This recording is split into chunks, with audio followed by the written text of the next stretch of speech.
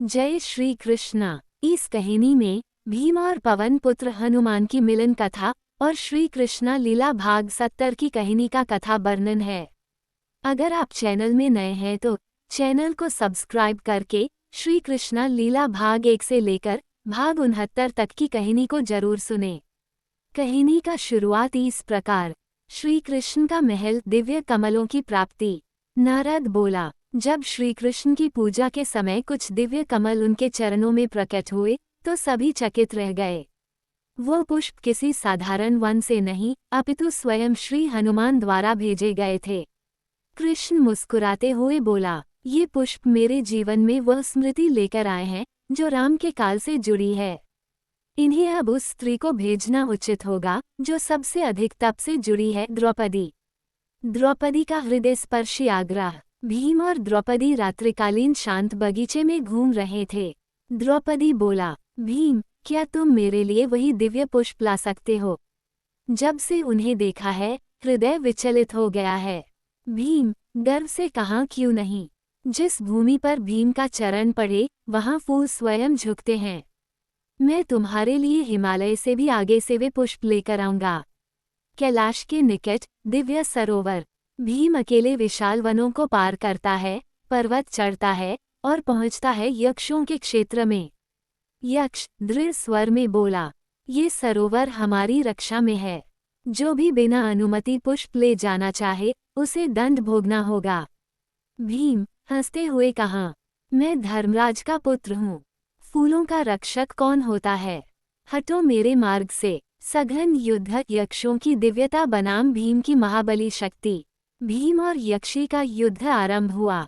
नारद मुनि ने कहा, भीम ने अपने बल से यक्षों को पराजित कर दिया, पर जीत के साथ उसके भीतर अभिमान का बीज अंकुरित होने लगा। मार्ग में हनुमान जी मिला। एक संकरी घाटी में एक वृद्ध बंदर मार्ग में लेटा है। भीम थका हुआ आता है, सामने एक वृद्ध वानर लेटा है, पूंछ मार्ग में फैली।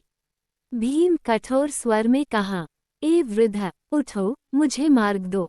हनुमान ने शांत और विनम्र कहा, पुत्र, मैं वृद्धा और दुर्बल हूँ। यदि जल्दी है तो तू मेरी पूंछ ही हटा ले।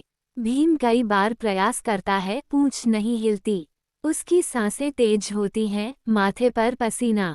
हनुमान ने गंभीरता से कहा, किया हुआ पुत्र, जिस भीम के एक प्रहार से पत्थर टूट जाए वो एक पूंछ को नहीं हटा पा रहा।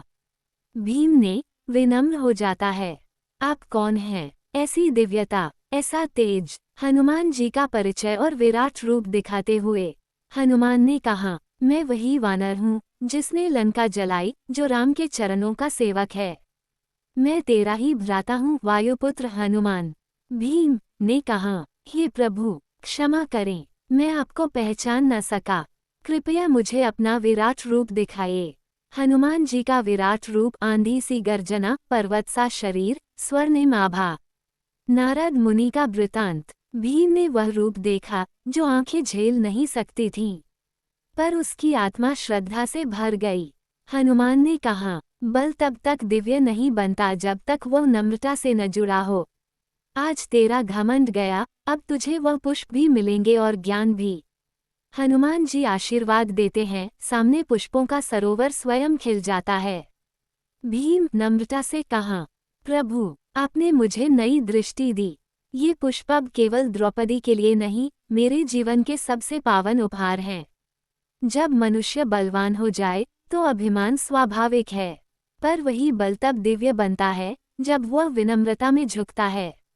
श्री हनुमान और भीम की यह भेंट केवल दो भाइयों की नहीं, एक वीर और एक भक्त की मुलाकात थी। एक ने शक्ति पाई थी, दूसरे ने उसे सिद्ध किया था। दोस्तों, श्री कृष्णा लीला भाग 70 समाप्त हो गया।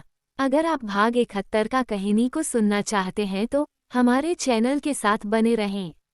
जय श्री कृष्णा।